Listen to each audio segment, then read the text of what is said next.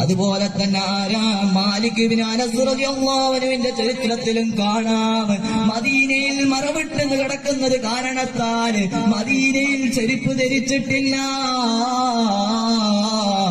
കുതിരപ്പുറത്തോ ഒട്ടകപ്പുറത്തോ യാത്ര ചെയ്തിട്ടില്ല. അതെല്ലാം ഹബീബിനോടുള്ള ഇഷ്ക് കാരണമാണ്.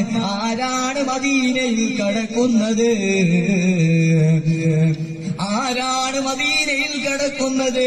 ലോകത്തിന്റെ നായകര്, ഉലകത്തിന് തന്നെ ഉന്മയും പ്രലയുമായ എന്റെയും നിങ്ങളുടെയും ആത്മാവിന്റെ നിരപ്രസാദമായ ഹബീബുനാ അഷ്റഫുൽ ഖൽഖ് റസൂലുള്ളാഹി സ്വല്ലല്ലാഹു അലൈഹി വസല്ലം തങ്ങള് മറവിട്ട് കിടക്കുന്ന ആ മദീന പട്ടണത്തിൽ എനിക്ക് ചെരുപ്പ് ധരിക്കാൻ സാധിക്കില്ല, അതുപോലെ യാത്ര ചെയ്യാൻ പോലും സാധിക്കില്ല എന്ന് പറഞ്ഞവരാണ് മാലിക് ഇബ്നു അനസ് റളിയല്ലാഹു അൻഹു.